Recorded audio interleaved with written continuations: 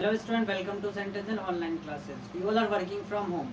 Student, in previous video we were discussed about the effect of collector potential on photocurrent. In this video we will discuss about the effect of frequency on stopping potential. So let's start.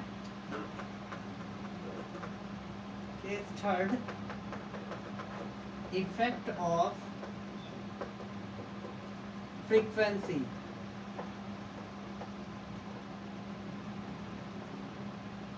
on stopping potential.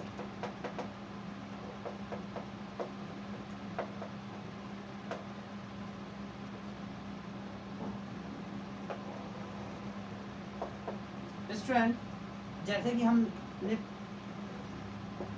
Last video में देखा था कि जब collector potential zero होता है तो उस condition में कुछ ना कुछ करंट फ्लो होता है due to the electron having maximum kinetic energy. और जैसे हम कलेक्टर प्लेट के पोटेंशियल को पॉजिटिव करते हैं और इंक्रीज करते हैं तो फोटो करंट की वैल्यू भी इंक्रीज होती है। एंड आफ्टर सर्टेन पोटेंशियल जो फोटो करंट है वो कांस्टेंट हो जाता है या सैचुरेट हो जाता है, जिसे हम सैचुरेशन करंट भी कहते हैं। करंट अब अगर बच्चों हम कलेक्टर प्लेट के पोटेंशियल को नेगेटिव करना स्टार्ट कर दें, नेगेटिव पोटेंशियल प्रोवाइड करें और उस नेगेटिव वैल्यू को इंक्रीज करें तो क्या होगा, फोटो करंट डिक्रीज होना स्टार्ट हो जाएगा। एंड एट अ पर्टिकुलर और at a certain negative potential consider V not, जिसपे कि फोटो करंट क्या हो जाता है बच्चों, जीरो हो जाता है। तो उस पोटेंशियल को हम कहते हैं stopping potential.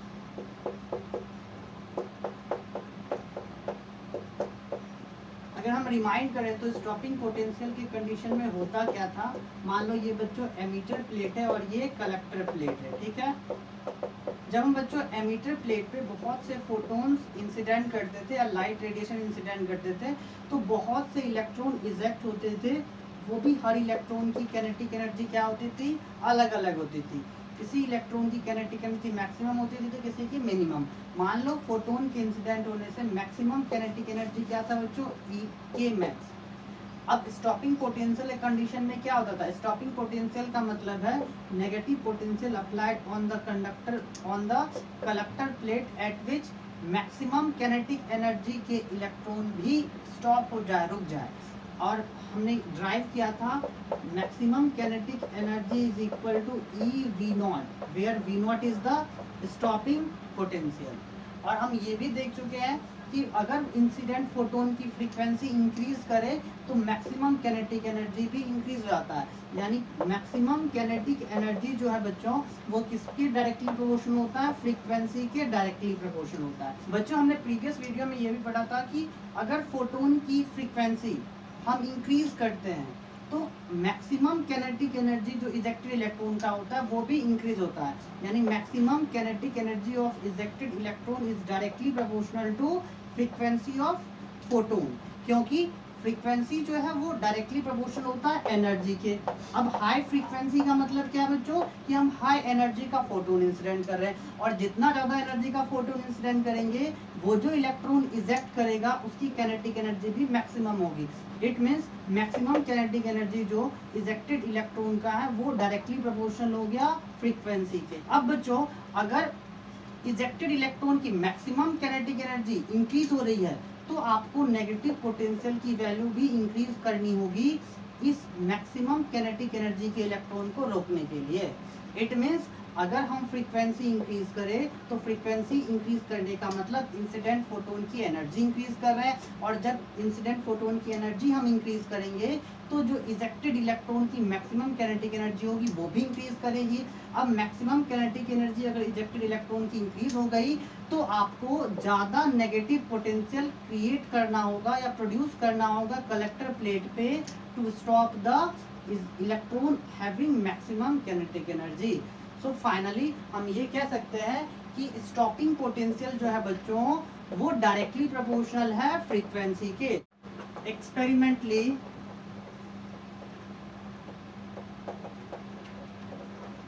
it was observed that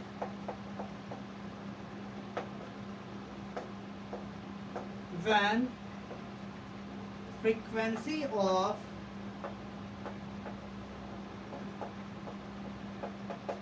incident photon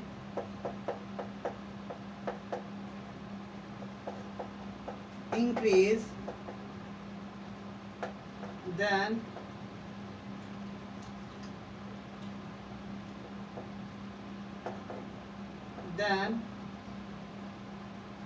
maximum kinetic energy of ejected electron also increase, due to which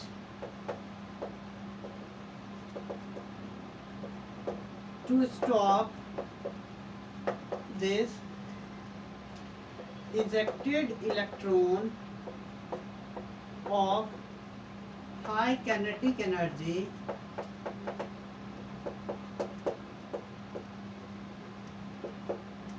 we need to apply high negative potential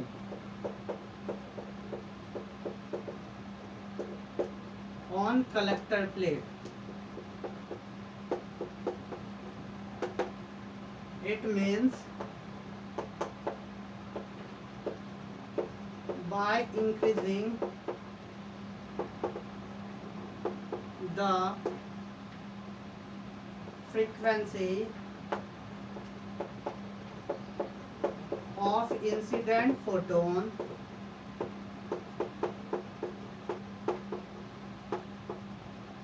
stopping potential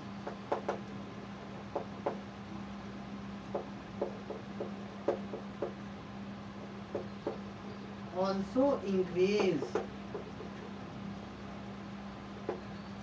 Student, consider V01 is the stopping potential when light of frequency mu1 is incident on emitter plate. यानी जब frequency mu1 है तो उस condition में stopping potential क्या है बच्चों, V01। अगर हम इससे हाई फ्रीक्वेंसी का लाइट इंसिडेंट करें सेम इंटेंसिटी पे तो क्या हो जाएगा बच्चों, स्टॉपिंग पोटेंशियल इंक्रीज हो जाएगा। इट मीन्स अगर उस लाइट रेडिएशन के लिए वेरिएशन देखें तो ये इस टाइप का वेरिएशन होगा V02। This is the stopping potential when light radiation of frequency mu2 incident on the emitter plate. So it is clear that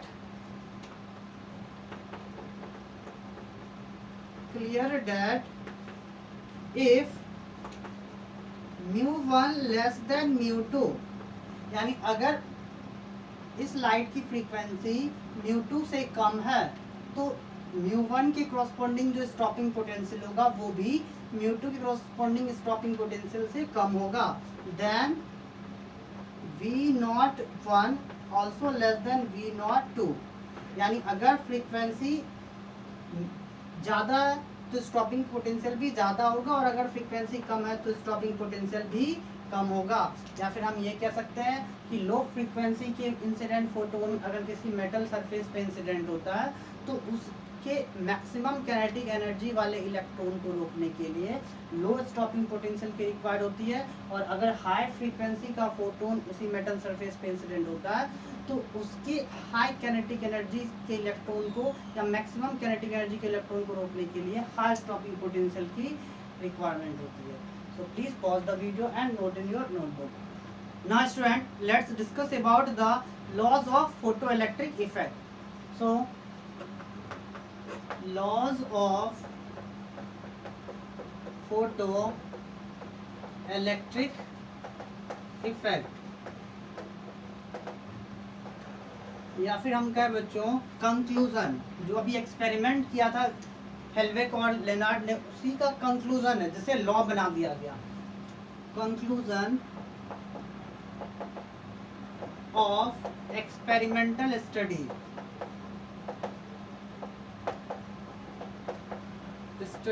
of photoelectric effect.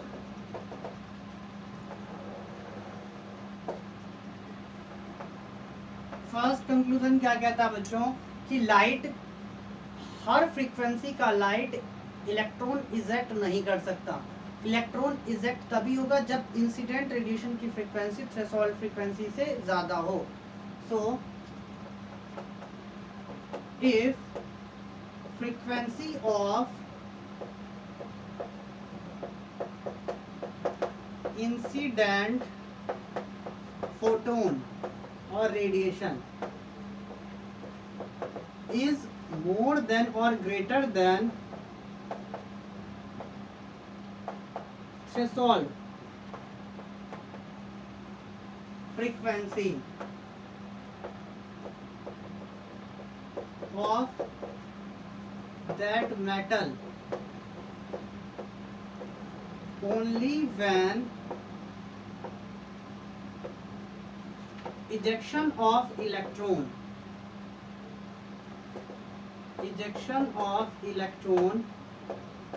from metal surface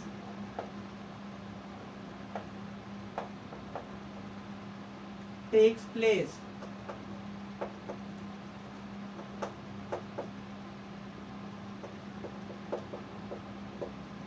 It means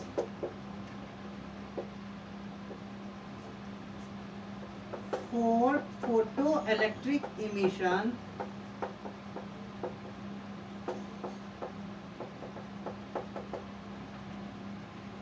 frequency must be greater than threshold frequency. Frequency of incident photon must be greater than threshold frequency.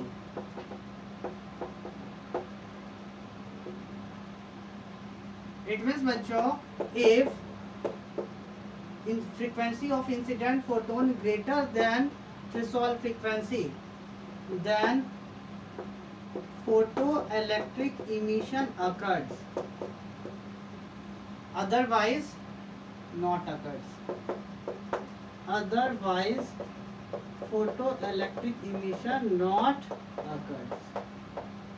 तो first law ये simple है कि अगर incident photon की frequency threshold frequency से ज़्यादा है तभी इलेक्ट्रॉन इजेक्ट होगा, यानी तभी फोटो इलेक्ट्रिक इमिशन हो सकता है, अदरवाइज फोटो इलेक्ट्रिक इमिशन नहीं होगा। Second law, what second result of Hallwachs Lenard experiment, when frequency of incident photon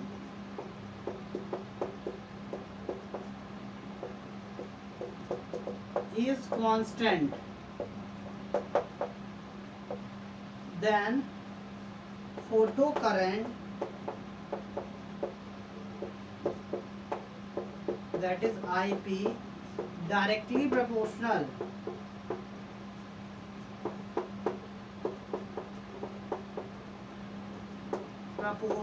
to intensity of incident radiation, that is I, for a given material।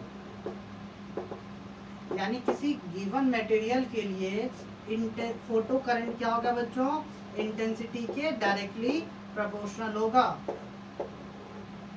ये हमने पहले ही पढ़ रखा है, that is for at constant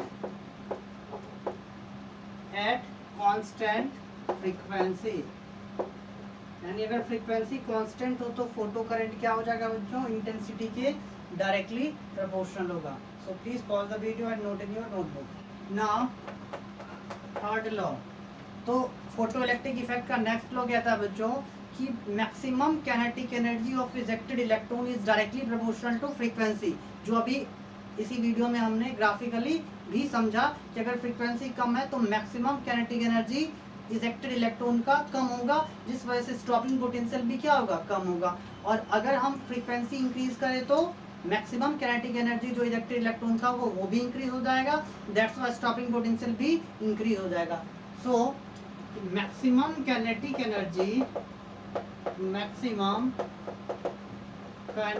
energy that is K max of ejected electron, या फिर हम ejected electron, या फिर हम क्या कह सकते हैं स्टॉपिंग पोटेंशियल, और stopping potential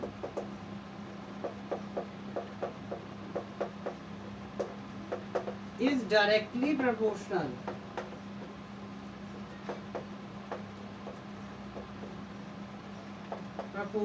to frequency of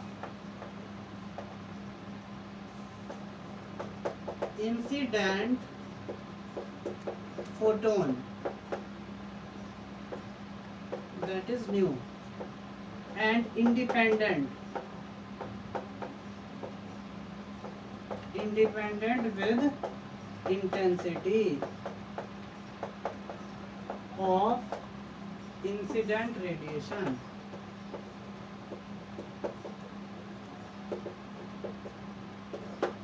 it means बच्चों कि मैक्सिमम काइनेटिक एनर्जी जो इजेक्टेड इलेक्ट्रॉन का है वो डायरेक्टली किसके प्रोपोर्शनल है, फ्रीक्वेंसी ऑफ इंसिडेंट फोटोन के, या फिर हम कहें कि स्टॉपिंग पोटेंशियल जो है वो डायरेक्टली प्रोपोर्शनल है फ्रीक्वेंसी ऑफ इंसिडेंट फोटोन के, and independent with intensity, that is I। ठीक है बच्चों।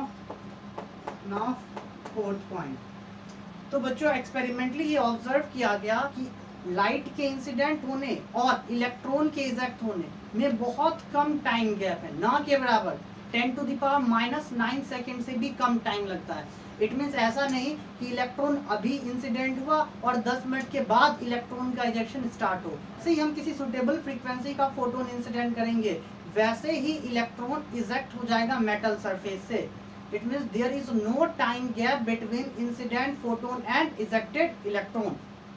सो experimentally it is observe that there is no time gap, या फिर टाइम लैग भी कह सकते हैं हम, time gap between incident photon and ejected electron. बहुत कम टाइम लगता है बच्चों, टाइम जो लगता है वो लेस देन 10⁻⁹ सेकेंड से भी कम लगता है। ठीक है बच्चों, it means photo electric emission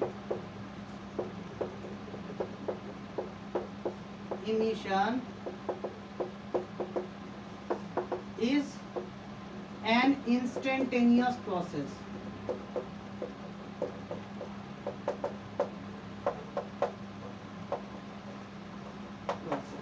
So these are the 4 laws of photoelectric effect, या फिर हम कहें कि ये कंक्लूजन है experimental study of photoelectric effect का। So please pause the video and note in your notebook. Now student, let's discuss some more graph related to photoelectric emission, which is very important for examination purpose. So let's start.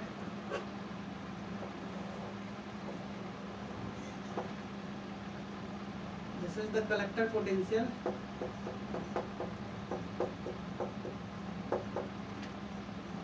And at y-axis plot photocurrent.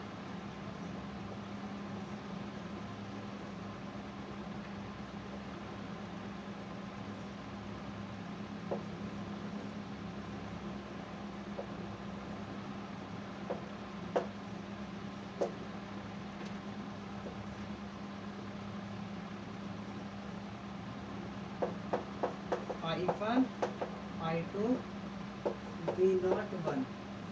तो बच्चों इस graph से ये conclusion निकाला जा सकता है कि दोनों ही रेडिएशन के लाइट जो यूज किए गए हैं उसकी इंटेंसिटी अलग अलग है, और ज़्यादा इंटेंसिटी किसकी है, I2 की इंटेंसिटी ज़्यादा है और I1 की इंटेंसिटी कम है। सो कंक्लूजन ये निकल सकता है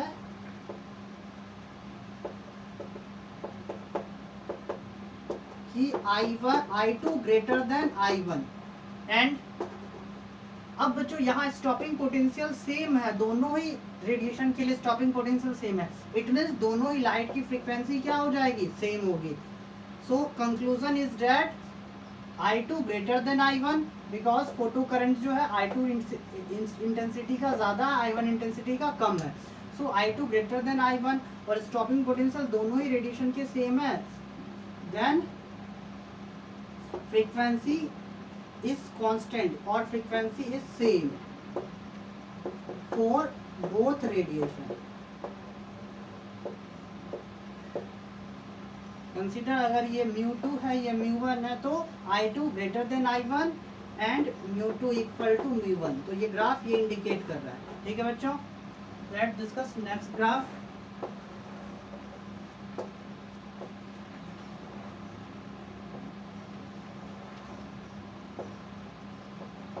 V02 sorry V01 V02 I1 I2 μ1 μ2।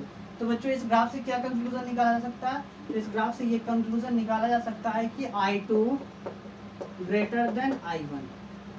Frequency में क्या रिलेशन हो सकता है, तो फ्रीक्वेंसी में रिलेशन के लिए यहाँ देखिए दोनों ही रेडिएशन के लिए स्टॉपिंग पोटेंशियल अलग अलग है और V02 stopping potential for second radiation is greater than stopping potential for first radiation. So we can say that since V02 greater than V01 then μ2 greater than μ1, क्योंकि अभी हमने पढ़ा था जिस लाइट के लिए स्टॉपिंग पोटेंशियल ज़्यादा होगा उसकी फ्रीक्वेंसी ज़्यादा होगी। तो इस डायग्राम से ये कंक्लूजन निकाला जा सकता है।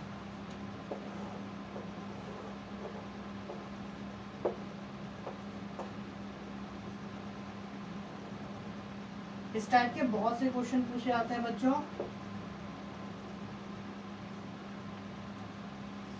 इसमें 3 अलग अलग रेडिएशन गिवन है, I1 I2 μ1 μ2 μ3 V01 V02। So student अगर बच्चों हम ध्यान से डायग्राम को देखें तो I1 I2 दोनों की इंटेंसिटी डिफरेंट है। क्यों है डिफरेंट, क्योंकि दोनों के लिए फोटो करंट क्या है, अलग अलग है। अब ज़्यादा कौन सा है, तो from diagram it is clear that I2 greater than I1। और तीसरे की जो इंटेंसिटी है, मान लो ये I3 है, ये लाइन थर्ड रेडिएशन के लिए है, तो I3 की इंटेंसिटी तो I2 की इंटेंसिटी के इक्वल है and I3 equal to I2, क्योंकि दोनों के लिए फोटो करंट सेम है। अब अगर ध्यान से देखें तो फर्स्ट लाइट के रेडिएशन और थर्ड रेडिएशन के लिए स्टॉपिंग पोटेंशियल सेम है, और स्टॉपिंग पोटेंशियल सेम का मतलब दोनों की फ्रीक्वेंसी सेम है। सो फर्स्ट कंक्लूजन तो ये निकला। सेकंड कंक्लूजन क्या निकलेगा बच्चों, कि फर्स्ट रेडिएशन की फ्रीक्वेंसी और थर्ड रेडिएशन, ये थर्ड रेडिएशन है, कि फ्रीक्वेंसी सेम होगी। क्यों, क्योंकि दोनों के लिए स्टॉपिंग पोटेंशियल सेम है। So frequency of first radiation equal to frequency of third radiation and second radiation की जो फ्रीक्वेंसी होगी वो इन दोनों के फ्रीक्वेंसी से ज़्यादा होगी। क्यों, क्योंकि सेकेंड रेडिएशन का जो स्टॉपिंग पोटेंशियल है वो इन दोनों के स्टॉपिंग पोटेंशियल से ज़्यादा है। सो μ1 इक्वल टू μ3 लेस देन μ2। क्यों, क्योंकि μ2 सबसे ज़्यादा होगा, क्योंकि μ2 के लिए स्टॉपिंग पोटेंशियल क्या है, ज़्यादा है। क्यों, because stopping potential of first equal to stopping potential of third but less than stopping potential of second। तो बच्चों इस तरह की ग्राफ से कुछ भी क्वेश्चन पुट आउट किया जा सकता है और मोस्टली क्वेश्चन एग्जामिनेशन में पूछे भी जाते हैं। सो please pause the video and note in your notebook.